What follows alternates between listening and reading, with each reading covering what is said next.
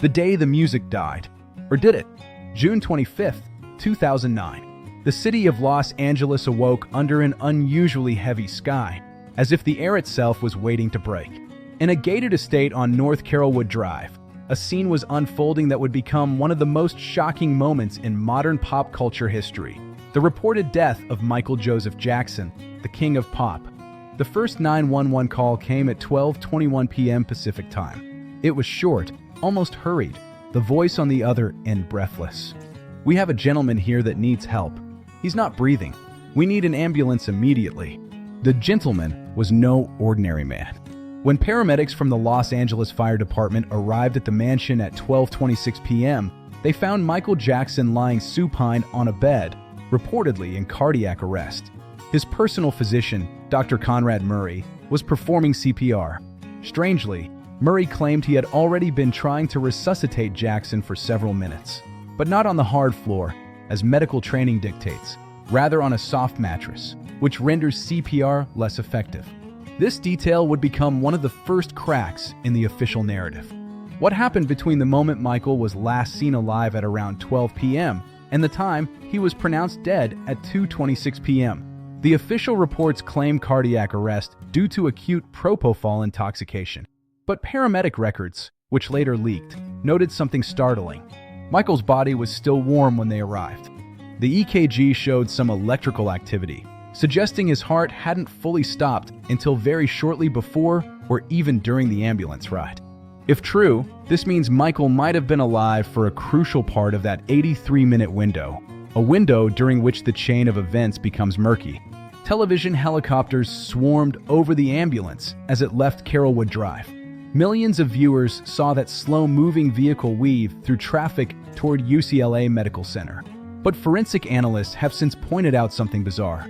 The trip from Holmby Hills to UCLA normally takes 5 to 7 minutes with sirens on. The ambulance took over 20 minutes.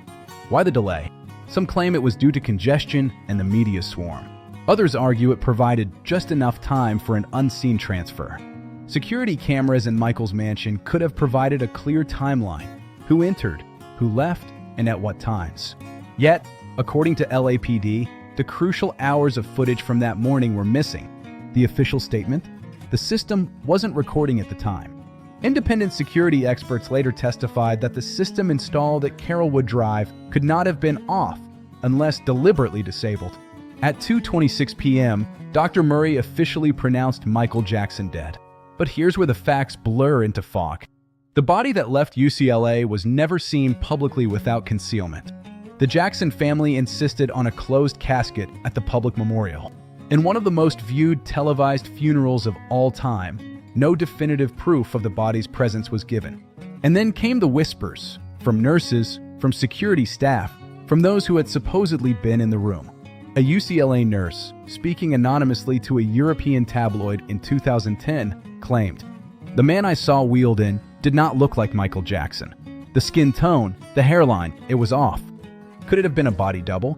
An unthinkable theory at the time, but one that began to circulate in the weeks after his death. Michael Jackson was a master of transformation, not just musically, but physically. He had used prosthetics, elaborate wigs, and makeup to slip into public unnoticed for years. Former bodyguard Matt Fiddes once admitted, "Was June 25th, 2009 simply the ultimate act in this decades-long game of hide-and-seek?"